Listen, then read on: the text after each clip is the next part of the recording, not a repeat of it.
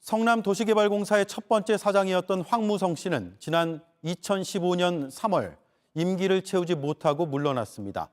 그 뒤 유동규 전 본부장이 사장 직무대행을 맡아 대장동 개발 사업을 이끌었습니다. 그런데 황 전 사장이 외압으로 물러난 정황이 담긴 녹음 파일이 공개됐습니다. 이재명 후보 최측근으로 알려진 인물이 대화 내용 중에 등장하기도 합니다. 김지성 기자입니다.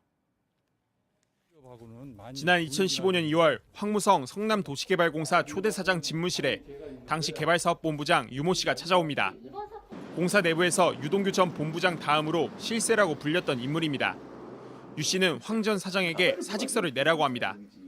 어쨌거나 하여튼 내가 유동규랑은 만났고. 압박은 계속됩니다. 유동규를 만나서 얘기는 해봐야지. 확인을 해야 되고. 저한테 주고 만나서 얘기하십시오. 정 실장이란 인물도 사퇴를 압박한다는 취지의 대화도 나옵니다. 당신이 엄청난 역할을 맡았구나 보니까. 그지? 정 실장이나 유동규가 직접 말은 못하겠고. 응? 나한테 이 역할 당신이 들어가서 당신이 내가 그러고 허기를 했고. 황 전 사장은 JTBC 취재진에게 정 실장이 민주당 이재명 대선 후보 최측근으로 꼽히는 정진상 당시 성남시 정책실장이라고 말했습니다. 또 유모 전 개발본부장이 유동규 전 본부장과 정 실장을 거론하며 지휘부라는 표현을 썼다며 지휘부가 성남시가 아닌가 하는 생각을 했다고 밝혔습니다. 시장이란 말도 등장합니다. 유 전 본부장이 시장님 명을 받아서 한 거 아닙니까? 라고 하자 황 전 사장이 시장님 허가 받아오라 그래 라고 말합니다.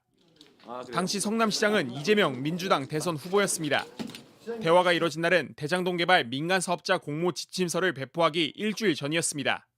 결국 황 씨는 임기를 채우지 못하고 다음 달 사장직을 내려놓았습니다. 그 뒤 유동규 전 본부장이 사장 직무대행을 맡으며 대장동 개발 사업을 이끌었습니다. 이재명 후보는 사퇴 압박 의혹에 관해 전혀 사실이 아닌 것 같다. 황 전 사장은 우리가 모셔온 분이라며 황 전 사장이 퇴임 인사를 하러 왔을 때 아쉬웠던 기억이 있다고 밝혔습니다.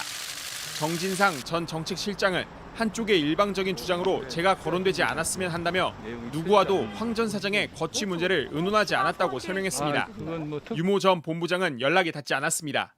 JTBC 김지성입니다.